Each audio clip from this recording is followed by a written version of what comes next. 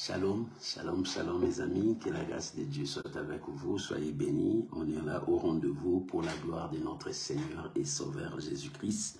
Que Dieu Tout-Puissant vous bénisse de partout où vous nous suivez, vivez la paix du Seigneur, soyez dans l'harmonie avec Dieu. Pour ce dimanche 26 mars 2023, nous voulons dire merci à Dieu pour le souffle de vie, pour la force, pour le courage, pour tout ce qu'il est pour nous.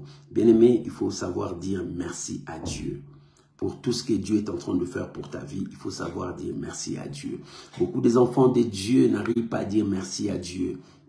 Mais lorsque nous disons merci à Dieu, les choses changent dans nos vies. Tu dois apprendre à dire merci à Dieu. Regarde comment Dieu t'a fait grâce. Regarde comment Dieu t'a donné la force, le courage. Regarde comment Dieu t'a donné la victoire. Comment ne pas lui dire merci? Alléluia. Que l'Éternel Dieu vous bénisse, bien-aimés. Shalom à vous tous. Shalom à vous qui êtes là présents. Que Dieu vous bénisse. Shalom, Maman Jenita, soyez bénis. Que la grâce de Dieu soit avec vous. Shalom, mon bien-aimé. Martial D4, que Dieu vous bénisse. Soyez bénis là où vous êtes. Shalom, ma Thérosine, que la paix du Seigneur soit avec vous. Que l'Éternel Dieu vous bénisse abondamment dans tout ce que vous faites. Que la main du Seigneur vous soit multipliée, que sa grâce soit votre partage. Bien-aimés, je vous bénis tous au nom de notre Seigneur Jésus.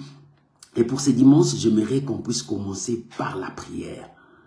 Oh, bien-aimés, la prière, c'est une bonne chose. Prions, recommandons ces moments entre les mains du Seigneur, que la main du Seigneur puisse nous diriger, que la main du Seigneur puisse nous conduire. Prions au nom de Jésus. Père, nous sommes là. Nous sommes là ce matin parce que nous avons besoin de toi. Sans toi, notre vie n'a pas de sens. Sans toi, nous ne pouvons rien faire. Mais avec toi, nous ferons des exploits. C'est pour cela que nous avons faim, nous avons soif. Nous venons à toi parce que tu es la source intarissable. Nous avons faim parce que c'est toi le pain de vie. Seigneur, donne-nous à manger. Nous voulons manger ta nourriture. Père, si nous sommes troublés, c'est toi qui nous donnes la paix. Si nous sommes perdus dans ce monde, c'est toi qui nous orientes dans le droit chemin, parce que tu es le chemin, la vérité et la vie. Oh mon Dieu, je bénis ces moments. Laisse que ces moments soient bénis par toi. Conduis-nous, Seigneur, dans la dimension de ta parole. Laisse que cette parole puisse contribuer, Seigneur, dans notre bien-être. Oh Seigneur, que cette parole nous conduise dans le droit chemin, pour que nous soyons des disciples accomplis. Bénis-nous, Seigneur, révèle-nous ta volonté, révèle-nous ta parole, pour la seule gloire de ton nom. J'ai ainsi prié, au nom de Jésus. Amen. Amen. Shalom mes amis, que la main du Seigneur soit avec vous et que l'Éternel Dieu vous bénisse. Soyez bénis, soyez bénis. Et ce matin, j'ai un thème à partager avec vous, l'incrédulité. C'est le danger de ta destinée. Le danger de ta destinée, c'est l'incrédulité. Bien, mais si l'incrédulité persiste dans ta vie, tu mets ta destinée en danger. Beaucoup des enfants de Dieu ont mis leur destinée en danger par rapport à l'incrédulité, par rapport à tout ce qu'ils font dans leur vie. Bien aimé, l'incrédulité, c'est un danger pour la vie d'un chrétien. Ce n'est pas seulement pour la vie d'un chrétien, c'est pour tout croyant. Tout croyant, ça a commencé dans l'Ancien Testament. À cause de l'incrédulité, Dieu rejetait son peuple. À cause de l'incrédulité, Dieu envoyait des ennemis torturer son peuple. Parce que c'est l'incrédulité qui détruisait la communion de l'homme avec Dieu. Mon frère, ma soeur, ne sois pas incrédule. Ne sois pas incrédule. J'aimerais que nous puissions lire la pensée de Dieu.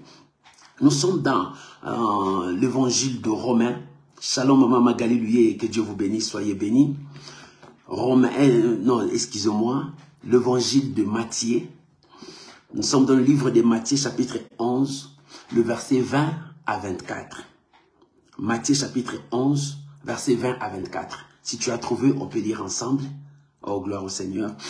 Alors, il s'est mis à faire de reproches aux villes dans lesquelles avaient eu lieu la plupart des miracles, parce qu'elles ne s'étaient pas repenties. Malheur à toi, Chorazin, malheur à toi, Bethsaïda, car si les miracles qui ont été faits au milieu de vous avaient été faits dans les Tyr et Sidon, il y a longtemps qu'elle s'est repentie en prenant les sacs et les cendres. Alléluia. C'est pourquoi je le dis, au jour du jugement, Tyr et Sodome seront traités moins rigoureusement que vous.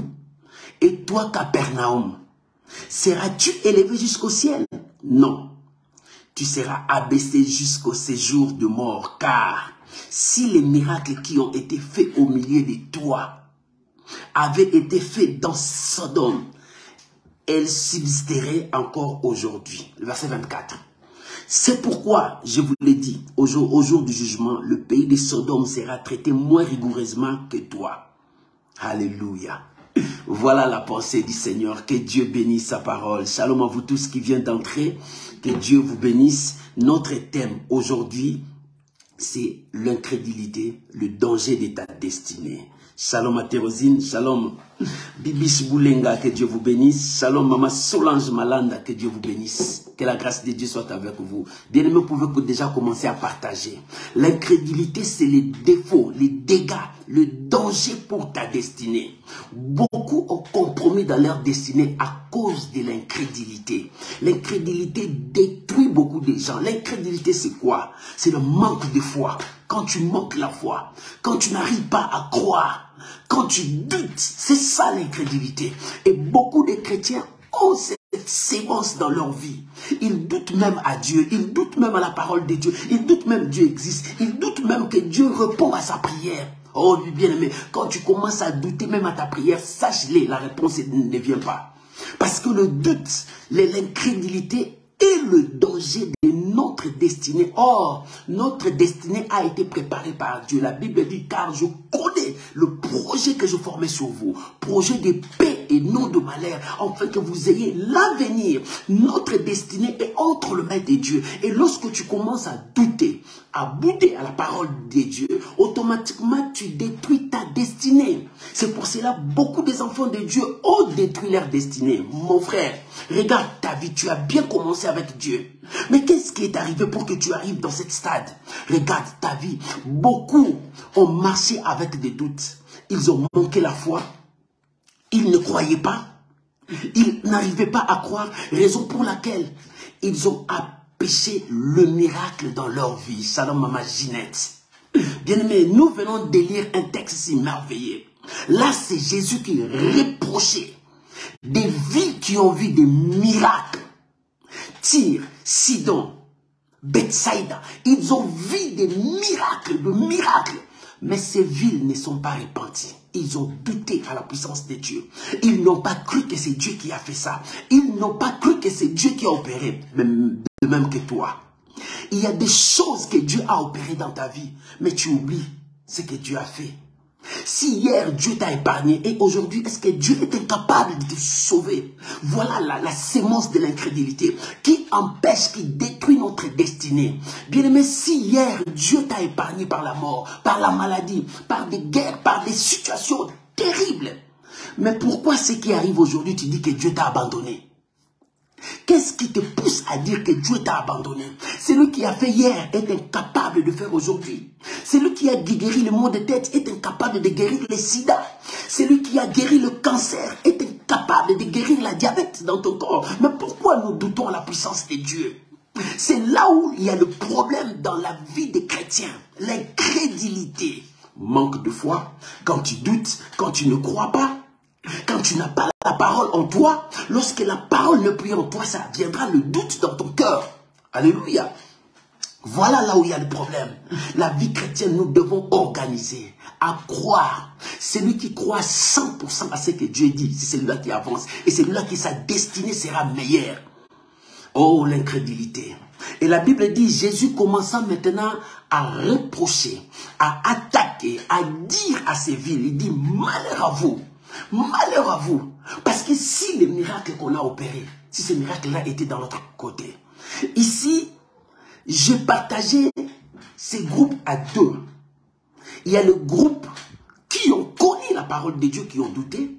Et il y a le groupe qui ont connu la parole de Dieu, ils ont marché avec le Seigneur. Dans le premier groupe, il y a la ville de Sodome et Gomorrhe. Ils ne connaissaient pas Dieu.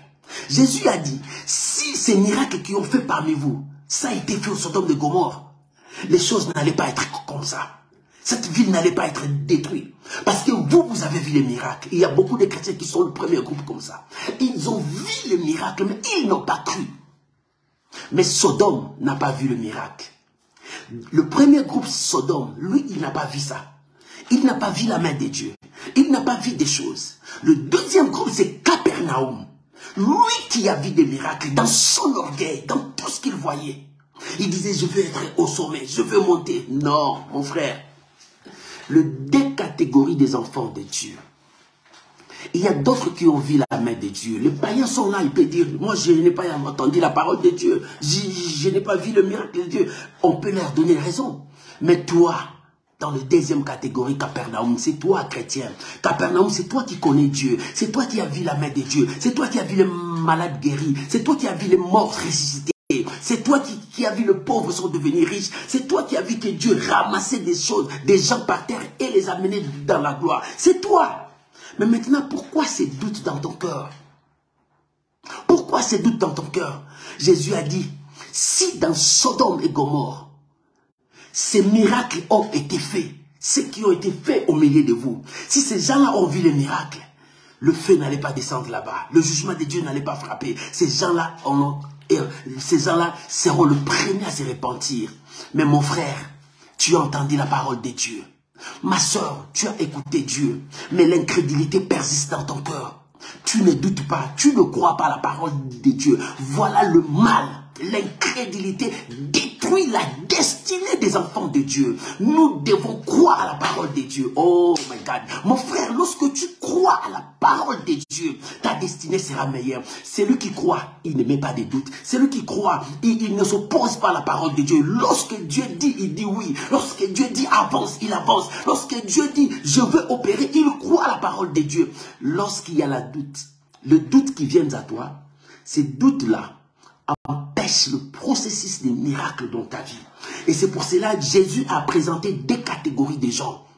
Sodome, des gens qui ne connaissaient pas Dieu, qui ne connaissaient pas la parole de Dieu, qui n'ont pas vu le miracle de Dieu. Et il peut dire, nous, on n'était pas informés. Mais toi, Capernaum, tu as écouté la parole de Dieu. Tu as vu la main de Dieu. Dans ta famille, tu as vu la main de Dieu. Dans ton travail, tu as vu la main de Dieu. Qui dira qu'il n'a pas vu la main de Dieu, toi, chrétien? Toi qui connais Dieu, je m'adresse à toi, mon frère. Je m'adresse à toi, ma soeur. Toi qui dis, je connais Dieu. Mais pourquoi doute encore la parole de Dieu? Pourquoi ne crois pas? Ce sont des semences que le diable sème pour nous faire éloigner de Dieu. Alléluia. J'aimerais que nous puissions lire Genèse chapitre 3. Dans Genèse chapitre 3, versets 1 à 5. Genèse chapitre 3, versets 1 à 5. C'est là où le diable est venu jeter la sémence de doute dans le cœur de la femme. Alléluia. Lorsque le diable est venu, j'ai lu la parole de Dieu, Genèse chapitre 3, versets 1 à 5. Le serpent était le plus rusé de tous les animaux du champ que l'Éternel avait fait. Il dit à la femme, Dieu a-t-il réellement dit, vous ne mangerez pas tous les arbres du jardin? La femme répondit au serpent, nous mangeons du fruit des arbres du jardin, mais quant au fruit de l'arbre qui est au milieu du jardin, Dieu a dit, vous n'en mangerez point et vous n'y toucherez point, de peur que vous mouriez. Alors le serpent dit à la femme, vous ne mourrez point, mais Dieu sait que le jour où vous en mangerez, vos yeux s'ouvriront et que vous serez comme des dieux, connaissant le bien et le mal. Alléluia. Voilà. Dieu a parlé à Adam et Ève. Dieu leur a donné la parole. Le diable est venu après donner encore une autre parole. Cette parole qui va s'aimer des doutes à la parole de Dieu. Voilà là où il y a le problème. Toi, tu as reçu la parole de Dieu. Capernaum, c'est toi. Tu as écouté la parole de Dieu. Mais pourquoi tu donnes encore tes oreilles au diable? Le diable vient injecter de poison dans ta foi. Tu sais ce que le diable injecte de poison dans ta foi. Il sait que la vie chrétienne est forte lorsque tu as la parole, lorsque tu as la foi. Lorsque tu as la foi, tu ne peux pas trembler. Tu dois avancer. Et le diable sait il va injecter en toi des poisons de la foi pour détruire, refroidir la foi. Oh bien-aimé, combien ont fait naufrage, combien ont abandonné la foi, combien ont fui parce qu'ils ont écouté la voix du diable au lieu d'écouter Dieu. C'est ça le danger. Les enfants de Dieu écoutent souvent le monde au lieu d'écouter ce que Dieu dit. Or, Dieu dit la vérité. Dieu nous conduit dans le droit chemin. Bien-aimé, il faut savoir écouter Dieu. Beaucoup de chrétiens prient, mais ils ne connaissent pas comment écouter Dieu. C'est ça le problème de la vie chrétienne. Nous devons chercher à écouter Dieu. Mais lorsque tu écoutes Dieu, tu seras fort. Lorsque tu écoutes Dieu, tu seras puissant. Lorsque tu écoutes Dieu, tu vas monter. Lorsque tu écoutes Dieu, ta destinée sera même meilleure. Nous écoutons les gens. Nous écoutons des beaux discours. Mais pourquoi nous n'écoutons pas Dieu? Dieu a dit, vous ne mangerez pas, vous ne toucherez pas. C'est que Dieu a dit. Adam a mis ça dans son cœur, Ève a mis ça dans son cœur. Mais à un moment donné, le diable est venu, il dit non. Est-ce que Dieu a-t-il réellement? Ah non, Dieu n'a pas dit ça. Vous pouvez manger. Si vous mangez, vos yeux s'ouvriront. Vous allez connaître le bien et le mal. Or, Dieu a dit, cet arbre de connaissance du bien et du mal, n'y l'y touchez pas. Parce que Dieu savait le mal pouvait conduire l'homme. Vous savez, quand on interdit à une personne, ne fais pas. L'homme est allé toujours vers le mal parce que c'est là où l'homme va. Il va vers le mal, il ne va pas aller vers le bien. C'est pour cela que beaucoup abandonnent la foi. Alléluia. Shalom bien-aimé Lalanne. Beaucoup abandonnent la foi. Mon frère, n'abandonne pas ta foi. L'incrédulité vient lorsque tu écoutes la voix du monde, lorsque tu écoutes les diables. Mais lorsque tu écoutes Dieu, tu détruis l'incrédulité. La foi monte, la foi monte, la foi monte, la foi monte. Nous devons apprendre à écouter Dieu. L'incrédulité, c'est un danger pour ta destinée. Et Ève, lorsque le diable est venu, il dit non. Mais Ève pouvait dire non, non, non, non, non, je n'écoute pas ce que tu me dis. J'écoute ce que Dieu m'a dit. Voilà ce que les chrétiens peuvent faire. Quand Dieu te dit, je te bénirai, même si tu n'as pas vu ça aujourd'hui, crois. Quand Dieu dit, je vais t'élever, quand tu n'as pas vu ça, crois. Bien-aimé, le diable nous fait voir des choses pour dire que Dieu ne répond pas. Le diable nous fait voir des choses pour dire que Dieu n'agit pas. Le diable nous fait voir des choses pour dire que non, ça ne va pas, c'est impossible. Le diable veut que tu prononces cela dans ta bouche, impossible, que Dieu ne fera pas. Dieu m'a oublié, Dieu m'a abandonné. C'est ce que le diable fait. C'est là crée l'incrédulité. C'est lui qui amène, alléluia. Bien-aimés, nous devons croire à la parole de Dieu et placer toute notre confiance à l'Éternel. Lorsque nous plaçons toute notre confiance à Dieu, Dieu intervient et Dieu agit. Alléluia. Voilà ce que le diable a fait. L'objectif du diable, c'est de te pousser à douter pour pécher contre Dieu. L'objectif du diable, c'est de te pousser à douter et à pécher contre Dieu. Mais mon frère, ma soeur, éloigne le doute dans ton cœur. Éloigne les doutes. Commence à apprendre à croire à ce que Dieu dit. Et quand tu crois, la foi monte. La foi avance. Shalom Amaïma Ngoufou. Commence à apprendre à croire. Lorsque tu crois à la puissance de Dieu, Dieu avance avec toi. Mais lorsque tu ne crois pas, tu risques de perdre tout ce que Dieu a mis en toi. J'aimerais que nous puissions lire un passage dans le livre de Marc. Jésus reprochait l'incrédulité de son peuple. Marc chapitre 16, verset 9 à 14. Marc 16. Marc chapitre 16, verset 9 jusqu'au verset 14. Oh, alléluia. Lisons la parole de Dieu. La Bible dit, celui qui croira et qui sera baptisé sera sauvé, mais celui qui ne croira pas sera condamné. Voici les miracles. Oh non, excusez-moi. Verset 9. C'est à partir du verset 9 jusqu'au verset 14. La Bible dit, Jésus s'étant ressuscité le matin du premier jour de la semaine, apparut d'abord à Marie de Magdala, dans laquelle il avait chassé les 7 démons. Elle alla apporter la nouvelle à ceux qui étaient avec lui, et s'infligeait et pleurait. Verset 11. Quand il entendit qu'il vivait et qu'elle avait vu, ils ne crurent point. Là, c'est les disciples. Verset 12. Après cela, il apparut sous une autre forme à 2 autres et qui étaient en chemin pour aller à la campagne. Ils revirent annoncer aux autres qui le crurent non plus. 2 fois, ils n'ont pas cru. Verset 14. Enfin, il apparut à 11 pendant qu'ils étaient à table et il leur reprocha leur incrédulité et la dureté de leur cœur parce qu'ils n'avaient pas cru à ce qu'il avait été ressuscité. Là, Jésus est ressuscité. Il est parti à Marie. Marie est partie dire aux disciples, le Seigneur est ressuscité. Il dit non, impossible. Mais or, le Seigneur les avait dit. Quand il était avec eux, le Fils de l'homme ressuscitera le 3e jour. Ils n'ont pas, ils ont douté. Et le Seigneur est apparu à une autre forme, à deux disciples. Quand les deux disciples ont vu que c'était le Seigneur, ils ont retourné dire aux autres disciples, donc, nous avons vu le Seigneur, ils n'ont pas cru. Voilà là où il y a le doute. Beaucoup des enfants de Dieu sont comme ça. Dieu leur dit, je ferai ceci. Ils doutent à la parole de Dieu. Lorsque tu commences à douter à la parole de Dieu, tu te mets des barrières toi-même. Tu détruis ta destinée. Bien-aimé, ne doute pas la parole de Dieu. Ne doute pas la puissance de Dieu.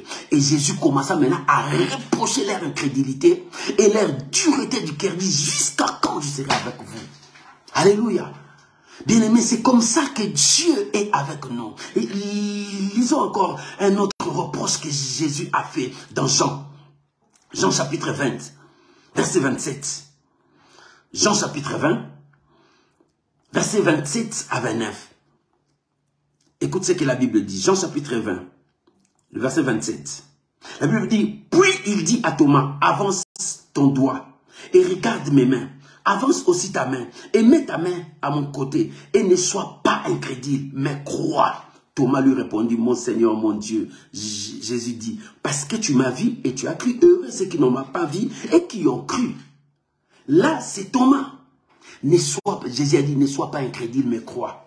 Lorsque l'incrédulité vient dans notre cœur, nous détruisons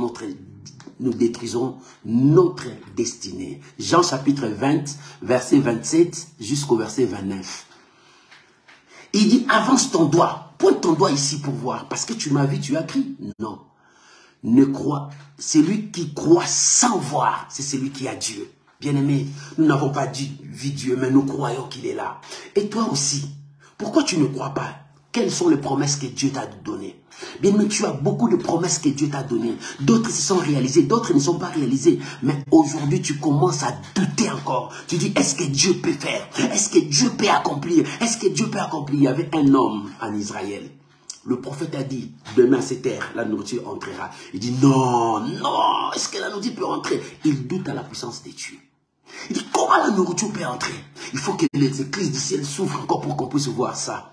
L'homme de Dieu lui a dit, tu verras la nourriture, mais tu ne mangeras pas, tu mourras, parce que tu as douté à la puissance de Dieu. Bien-aimé, quand tu doutes à la puissance de Dieu, c'est-à-dire, tu nies l'existence de Dieu. Celui qui doute à la puissance de Dieu ne croit pas que Dieu peut faire des miracles. Celui qui doute à la puissance de Dieu ne croit pas que Dieu peut faire de grandes choses. Bien-aimé, crois.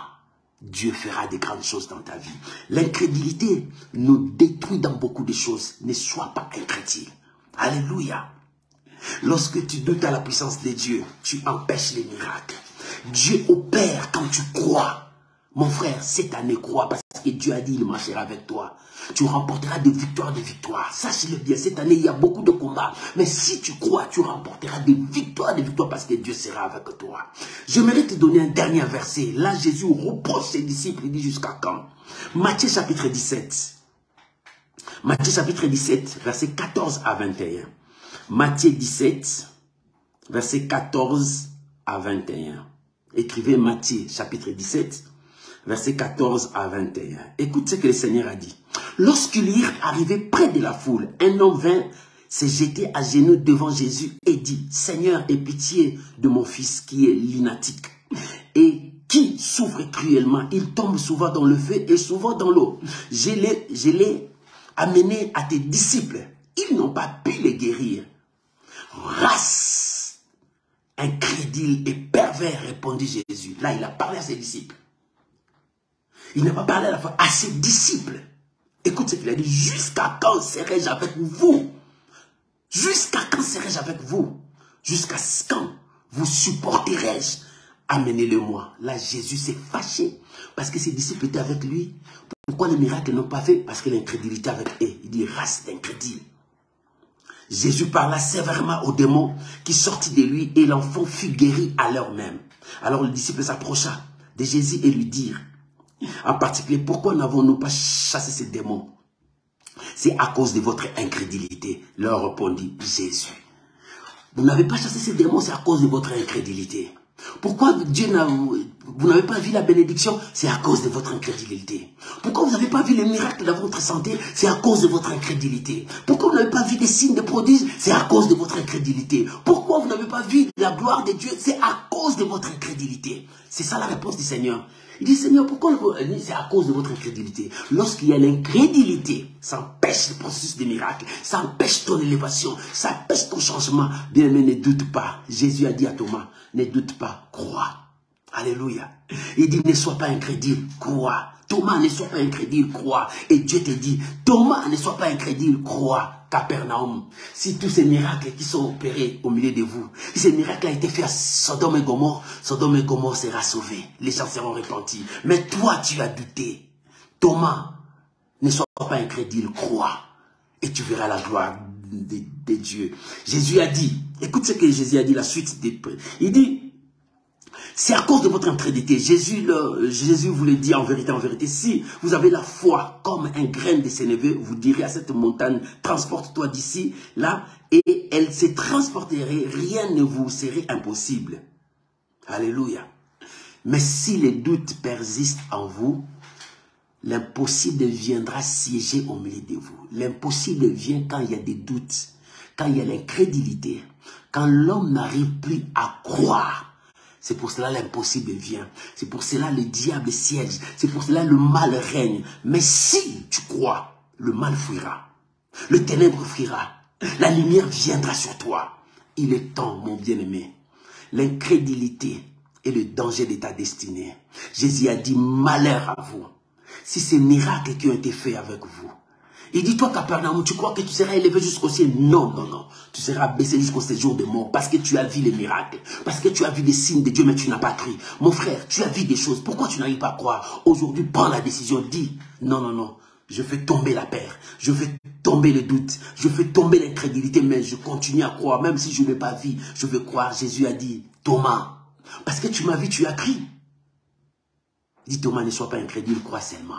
Mon frère, ce matin, Dieu te dit, ne sois pas incrédule, crois que Dieu peut changer ta famille. Dieu peut bénir tes enfants. Dieu peut te donner ce que tu demandes. Dieu peut guérir ta santé. Dieu peut te donner le mariage. Dieu peut te donner le voyage. Dieu peut changer ton standing. Dieu peut changer ta destinée. Ton standing peut changer. Dieu peut amener la victoire dans ta vie. Dans tes combats, Dieu peut te donner la victoire. Dieu peut te réconcilier avec ta femme. Dieu peut te ramener la paix dans ton mariage. Dieu peut te donner des enfants. Dieu peut te donner ce que tu demandes. Parce que tu doutes. C'est là où il y a le mal. Que Dieu bénisse sa parole. Au nom de Jésus, tu peux acclamer le Seigneur. Alléluia. C'était là l'école de Dieu. L'incrédulité et les dangers de notre destinée. C'est pour cela, Thomas, ne sois pas incrédule, crois. Capernaum, ne crois pas que tu vas monter parce que tu as vu des miracles. Tu tomberas. Parce que tu n'as pas cru. Le doute nous détruit. Mais là, Jésus a dit, si tu as la foi trop petite comme cette graine, tu peux transporter cette montagne.